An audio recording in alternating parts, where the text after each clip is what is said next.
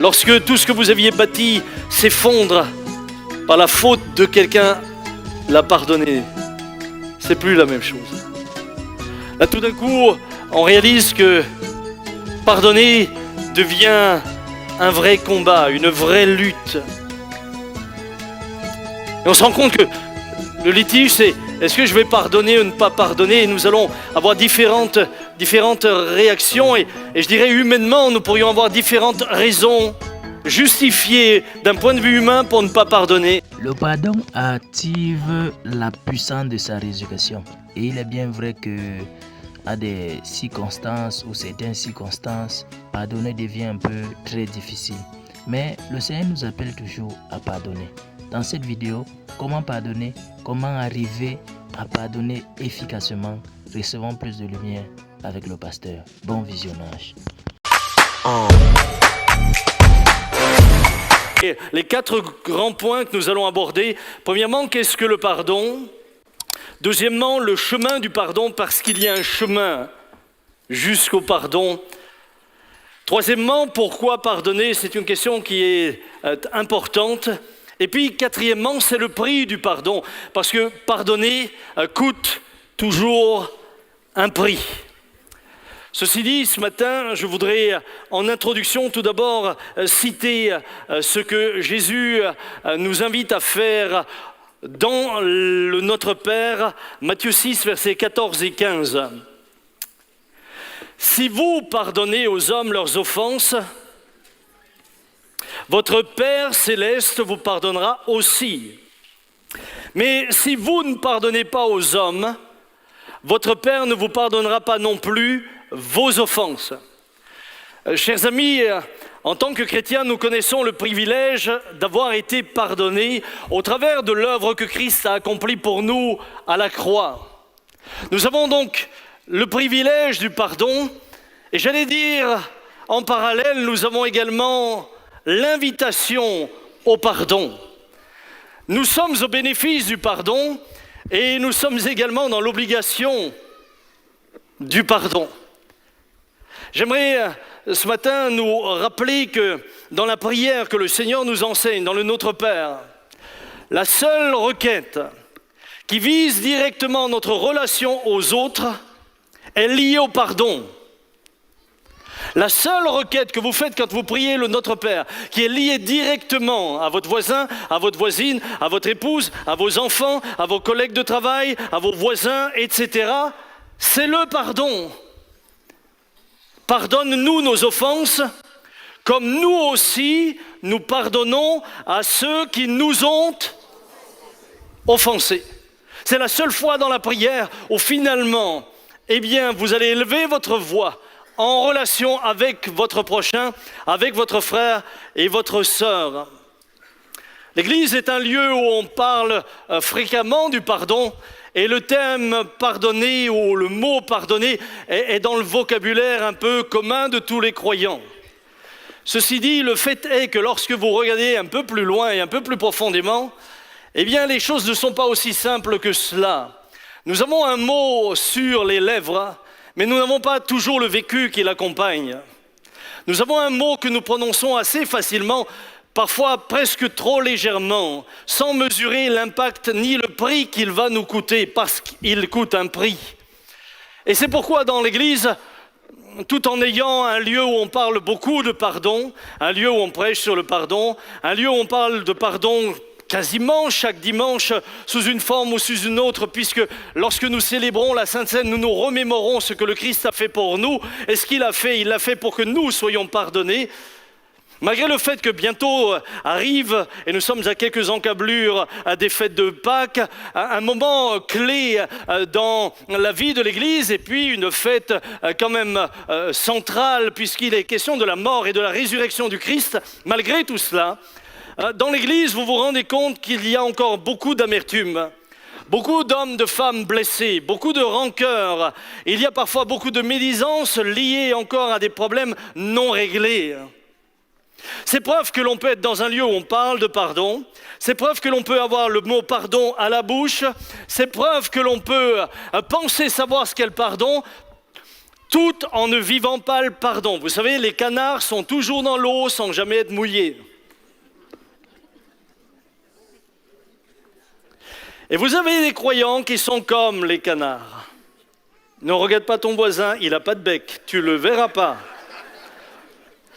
Mais ils sont dans la présence de Dieu, ils entendent les prédications, ils entendent des mots, mais finalement ces mots ne se traduisent pas dans leur vie. Alors, bien sûr, il y a différents degrés d'offense. Et pardonner est toujours relatif par rapport à ce que l'on nous a fait. Ça peut être plus ou moins difficile. Et nous venons parfois dans l'église sans avoir réglé nos problèmes. Vous le savez. Ce matin, je priais pour vous. Et je disais, Seigneur, mais pendant qu'ils sont sur la route, bénis-les dans leur voiture. Donne-leur de te louer. Et non pas de... Je me suis aventuré une fois à venir à l'église sans avoir pardonné. Ça coûte cher. Avec mon épouse, je vous l'avais déjà raconté plusieurs fois, mais c'est tellement rattaché à mon histoire. Vous savez, lorsque vous avez les enfants, plus vous avez d'enfants, plus vous multipliez les sujets de dispute. Si vous ne le savez pas, c'est que vous n'en avez pas encore. Ça va venir. Et puis, à cette époque-là, je ne sais plus, on en avait 4 ou 5. Mais enfin, on avait 4 fois des raisons de s'énerver. Et puis, en fait, il y avait eu un petit différend qui avait commencé de manière très anodine.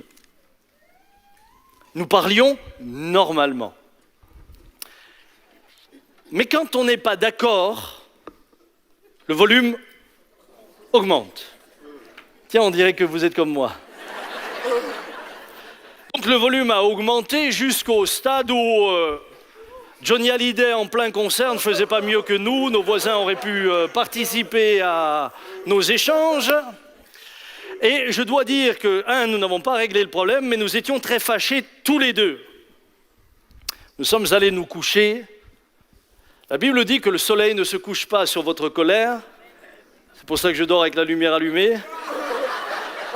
M'évite de pécher. Et puis, alors que nous étions couchés, vous savez, quand vous avez eu de la dispute, en général, il y a de la place entre vous. Elle était à l'extrême nord, j'étais à l'extrême sud. Mais, messieurs, vous nous connaissez. Dans la nuit, nous, on est innocents. Nous, quand on dort, on porte plus de rancœur. Alors on la cherche avec le pied. Où es-tu? Où es-tu? Où es-tu? Thibaut, écoute bien, écoute bien. Apprends, Thibaut, apprends. Et puis cette nuit-là, je cherchais, où es-tu? Où es-tu? Et tout d'un coup, la réponse est venue. Rah! Je suis là, et là tu reviens. Je suis venu au culte le lendemain matin. Bien sûr, le petit déjeuner, on ne l'a pas pris ensemble. Je suis arrivé, une sœur me demande encore en plus, comment ça va? Par la grâce de Dieu, ça va bien. Et comme on est, par la grâce de Dieu, on habille ça encore. Amazing Grace. Et puis, arrive le temps de louange, elle s'était mise au premier rang et elle me fixait. Elle savait que... Et moi, j'essayais d'éviter le regard. Parce qu'il y a des regards qui vous touchent. Ils sont physiques, vous pouvez les... Et donc je louais. Alléluia. Alléluia. J'ai passé la louange comme ça, à éviter son regard.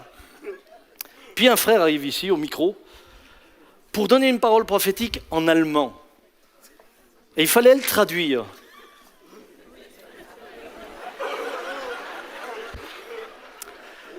Puis il commence à dire « Es ist heute Morgen ein Ehepaar hier ». Il y a un couple qui est là. Et moi je traduis. Un couple est là ce matin. Ihr hattet Streit gestern, vous aviez de la dispute hier. Es ging um die Kinder. Il s'agissait des enfants.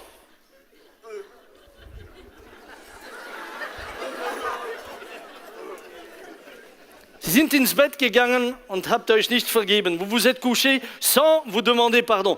Et là, j'ai commencé à dire, Seigneur, je te promets que si tu lui dis pas qui c'est, j'irai demander pardon à ma femme, mais ne lui dis pas. Et puis il continue, mais il était chirurgical. Vous êtes venu ce matin et vous avez toujours encore cette amertume. Et moi je disais, Seigneur, fais grâce à ton serviteur. Fais grâce. Et vous savez ce qui était terrible, je la voyais elle au premier rang que ça.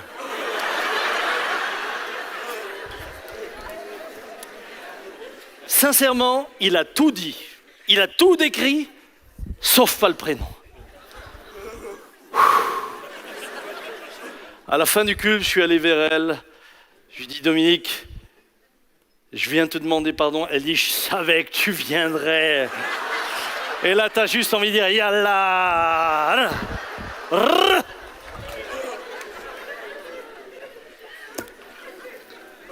Depuis, je m'applique à me réconcilier au moins le samedi soir. Et s'il y a un Allemand qui vient prophétiser, je dis à Claude, vas-y toi.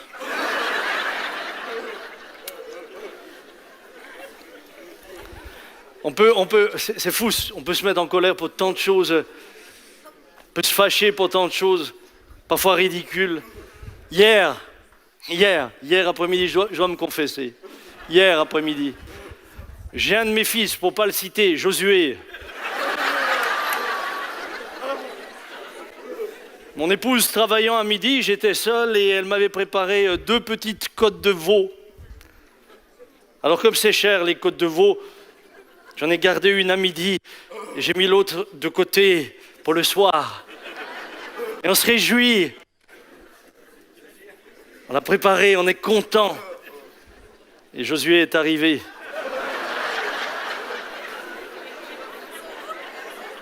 Et il est arrivé pour boire un café. Il boit un café, sa sœur Johanna et son futur mari, puisqu'ils vont bientôt se marier. Tiens, j'en profite pour le dire. Pierre et Johanna vont se marier le 6 mai. On se réjouit. Tiens, levez-vous.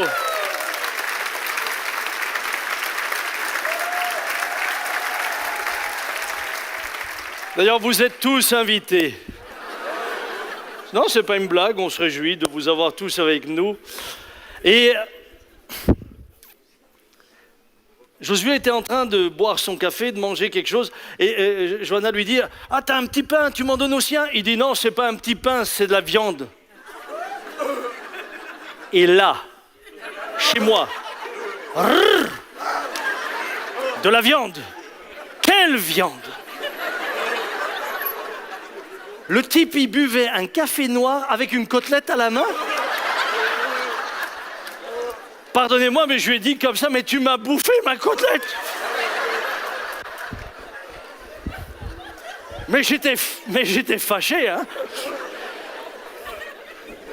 Bon, je me suis dominé. J'ai réussi à lui demander pardon parce qu'il s'est repenti. Il m'a ramené une boîte de rhum sec. Donc, vous voyez, quand c'est comme ça, pardonner, c'est pas trop difficile. Là où ça change, c'est quand on a touché à votre intégrité physique. Quand on vous a pris votre mari, qu'il est parti avec quelqu'un d'autre, vous laissant seul avec des enfants. Alors que vous êtes enfant, on abuse de vous et vous êtes violé. Lorsque votre carrière est brisée. Lorsque, parce que l'on vous a escroqué, vous vous trouvez dans des dettes que vous allez payer tout le restant de vos vies et qu'il vous faut travailler pour quelque chose que vous n'aurez finalement jamais. Lorsqu'on a détruit ce que vous êtes dans votre identité, lorsque tout ce que vous aviez bâti s'effondre par la faute de quelqu'un, la pardonner, c'est plus la même chose. Là, tout d'un coup, on réalise que pardonner devient un vrai combat, une vraie lutte. Et on se rend compte que le litige, c'est est-ce que je vais pardonner ou ne pas pardonner? Et nous allons avoir différentes réactions. Et je dirais humainement, nous pourrions avoir différentes raisons justifiées d'un point de vue humain pour ne pas pardonner. Alors que je suis toujours dans l'introduction, j'aimerais quand même vous donner quelques raisons qui pourraient nous amener à ne pas pardonner. La première, c'est que très souvent, et j'ai vu des gens blessés, j'ai vu des gens détruits, j'ai vu des gens pleurer, et j'ai vu des gens dépressifs et des gens suicidaires. Et lorsqu'on leur parle du pardon, ils vous disent « c'est trop facile ». C'est trop facile. Il m'a détruit, il a pris ma femme, mes enfants sont maintenant loin de moi, et maintenant je devrais simplement lui pardonner, mais c'est trop facile. Et s'il ne paye pas, il ne comprendra jamais que ce qu'il a fait est mal. Bien-aimés, vous savez, je comprends que lorsqu'on vous a pris un être cher ou lorsque votre enfant, par exemple, s'est fait tuer dans un accident parce que le chauffard avait trop bu, il vous a enlevé une partie de vous-même. Et ça paraît trop facile. Et ça paraît vraiment être trop avantageux pour lui. À quelque part, vous avez le sentiment, vous, de rester vous restez là avec une créance qui n'est pas payée. J'ai même vu des personnes qui, écoutez bien ce qu'elles m'ont dit, et ça m'a tellement touché que je l'ai toujours retenu. Des gens à qui on avait enlevé un enfant, il avait été tué, et la dame me dit, mais j'ai le sentiment que si je pardonne, c'est comme si je ne respecte pas la mémoire de mon enfant. C'est comme s'il ne valait rien. Si je pardonne, c'est comme si celui qui est mort, eh bien, n'avait pas de valeur pour moi. Elle le vivait comme si il fallait que sa mémoire soit honorée. Et la meilleure manière d'honorer sa mémoire, c'était finalement de ne pas laisser les choses passer comme ça. C'est trop facile. Il doit payer. Pourquoi est-ce qu'il ne payerait pas ? Moi, je dois aussi payer la facture. Moi, je dois aussi subir. Et je subis gravement. Pourquoi est-ce que lui ne devrait pas payer ? La loi du talion revient naturellement en nous. Vous savez, je ne crois pas qu'on aurait eu besoin de citer cela dans l'Écriture, parce que c'est tellement en nous, c'est inscrit en nous la loi du talion, œil pour œil, dent pour dent. Mais que pourrait-il vous payer de suffisamment élevé pour que vous soyez consolés ? Vous savez, quand un enfant est mort, on a beau vous donner de l'argent. Ah, je ne dis pas que ce n'est pas nécessaire et je ne dis pas que ce n'est pas utile. Ou quand un mari se fait tuer par un chauffard, bien sûr qu'une aide financière va pouvoir aider la veuve pendant un temps et c'est important, bien sûr, mais ça n'enlèvera ni votre colère, ni votre souffrance, ni votre amertume. Ça n'enlèvera pas son absence, ça ne console pas. D'ailleurs, ceux qui parfois sont vos offenseurs n'ont même pas les moyens de payer. Nous, on a eu quelqu'un qui a mis le feu, etc. Il a fait beaucoup de dégâts, mais en finalité, il est non solvable. Donc payer n'est pas toujours possible, et même quand on vous paye. Vous seriez consolé si l'amant de votre femme vous payait le fait qu'il vous l'ait prise et que votre vie s'est effondrée. Je crois qu'il n'y a pas de chèque qui remplacera une épouse volée ou un mari volé. Il n'y en a pas. Alors évidemment, l'étape suivante, c'est s'il ne peut pas payer, je vais me venger moi-même. Je vais me venger. La vengeance, c'est terrible. Vous y avez assisté dernièrement. En France, un fait divers dramatique. Une famille de 4 personnes, les parents, 2 enfants, tués au pied de biche, coupés en morceaux et brûlés. La vengeance, la haine. Pourquoi ? Pour quelques pièces d'or. Pièces d'or d'ailleurs qui ont été volées. Puisque celui qui les a trouvées était ouvrier, il les a trouvées dans une maison, il n'en était pas le propriétaire, il aurait dû les donner au propriétaire. Non, il les a emmenés chez lui, il les a cachés. Excitant là toutes sortes d'envies et amenant une famille à se briser, plus que se briser, à se haïr jusqu'à se détruire. Quelqu'un avait une belle image au sujet de la vengeance et je l'ai toujours retenue. Vous savez que quand vous tirez au fusil, par exemple au fusil d'assaut, quand vous tirez, il y a le recul. Et le pistolet, c'est la même chose, quand vous tirez, ça, il y a le recul. Et quelqu'un avait pris cette belle image qui disait que lorsque vous essayez de vous venger vous-même, finalement, c'est comme si vous preniez un pistolet, vous le mettiez sur votre tempe et vous vous tiriez dans la tête en espérant que le recul du pistolet blesse celui qui vous a offensé. En d'autres mots, vous allez vous faire beaucoup plus de tort à vous que vous n'en faites aux autres. La vengeance. Par vengeance, j'ai vu des gens faire des choses absolument surprenantes. Et j'ai eu des confessions. Je me souviens de la confession de cette femme qui est venue dans mon bureau, qui me disait « Pasteur, mon mari m'a trompé, ça m'a tellement blessé, j'ai eu tellement mal que j'ai dit je vais me venger, tu vas le payer. » Et ma manière de me venger, c'était de me donner au premier venu. Et je suis sorti de là détruite, je me sens sale, je me sens dégoûtante, je me sens rabaissée, je me sens... Vous savez, quand vous vous vengez, vous vous mettez juste au niveau de celui qui vous a fait du mal. Vous venger, c'est finalement devenir comme celui qui vous a fait du mal. Vous venger, c'est cela. C'est devenir comme lui. La vengeance. On raconte l'histoire suivante. Une femme avait été atteinte de la rage. Elle avait été mordue. Et vous savez que la rage, bien sûr, se retransmet. Et puis, elle arrive chez son médecin, son médecin tout de suite prend soin d'elle, et pendant que le médecin s'occupe d'elle, elle prend une liste, et puis elle n'arrête pas d'écrire. Et là, le médecin se dit, hey, elle est en train de faire son testament parce qu'elle pense qu'elle va mourir. Et bon médecin qu'il est, il va vers sa patiente, la rassurer en lui disant, Madame, vous n'avez pas besoin de faire votre testament, je vais vous soigner, vous allez vous en sortir, il n'y a pas de problème, on a les moyens pour vous en sortir. Elle dit, non, j'écris pas mon testament, je fais la liste des gens que je voudrais mordre avant que vous me soigniez.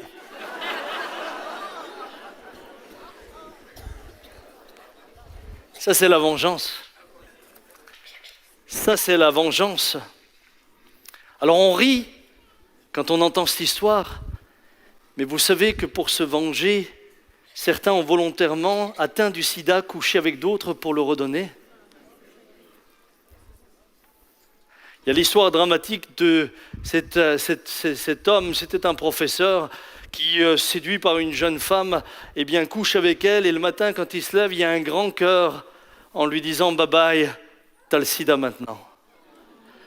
Et cette jeune femme était dans cette procédure, pourquoi ? Parce qu'elle se vengeait des hommes qui lui avaient redonné le sida.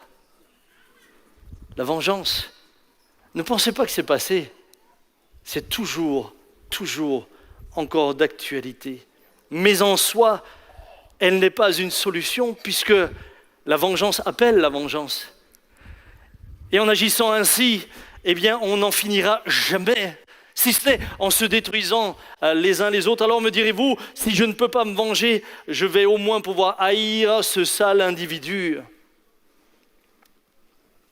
Dans la haine, vous y perdez. Tout le monde y perd. Vous savez que la haine vous rend irascible. Vous savez que la haine vous rend agressif. Vous savez que la haine vous amène à vous replier sur vous-même. Vous savez que la haine, finalement, vous amène à être omnibulé par celui qui vous a offensé. Vous avez beau partir en vacances, vous prenez un billet d'avion, vous faites 10 000 km, vous êtes sur une sable blanc, vous êtes sur une plage de sable blanc avec la mer, les palmiers, et vous êtes en train de vous reposer au soleil. Le seul qui vous accompagne dans votre tête, c'est celui que vous haïssez.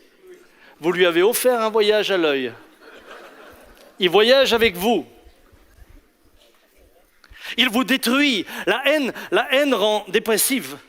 La haine engendre des maladies. Vous avez des gens qui ont des ulcères d'estomac mais qui ont développé d'autres maladies. On parle également de chocs qui ont entraîné de la haine et qui ont déclenché des cancers.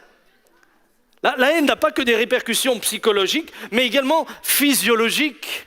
La haine vous empêche de vivre une vie normale. Je me souviendrai toujours de cette dame qui avait de la haine et pour cause, et loin de moi de la juger, au contraire, j'ai pleuré lorsqu'elle me racontait, elle habitait les Coteaux, et ils habitaient au premier étage et leur fille habitait, je crois, au 5e ou au 6e, je ne sais plus, et elle me dit, elle était là, hospitalisée, elle était complètement détruite, et elle me dit, vous savez, pasteur, mon gendre a assassiné notre fille de 40 coups de couteau. Et elle dit, vous vous rendez compte, pasteur, vous vous rendez compte, j'étais au premier étage. Notre fille a certainement hurlé, nous n'avons même pas pu la secourir. Moi et mon mari, nous avons été tourmentés par cela. Après sa mort, mon mari est tombé dans un tel chagrin qu'une année après, il est décédé. Et elle me disait, ma seule raison de vivre, pasteur, ma seule raison de vivre, elle me le disait avec des larmes et moi je pleurais avec elle. Elle me disait, ma seule raison de vivre, c'est de faire vengeance à ma fille. Ma seule raison, ce qui me tient encore, c'est la haine. Et là, j'ai commencé à lui parler. Je lui ai parlé de ce que Christ est venu faire. Et elle écoutait. Et plus elle écoutait, plus elle pleurait. Et je lui disais, madame, si vous êtes hospitalisée, c'est à cause de votre haine. Votre haine vous a rendu dépressif. Votre haine est en train de vous détruire, de vous anéantir. Et elle pleurait, et elle pleurait. Quelques temps plus tard, elle m'a écrit qu'après cette rencontre, parce qu'elle a réussi à se tourner vers Jésus, trouver en lui les ressources dont elle avait besoin. Elle avait réussi enfin à pardonner. Et je crois qu'après, elle a rencontré l'assassin de sa fille. Frères et sœurs, la haine vous détruit.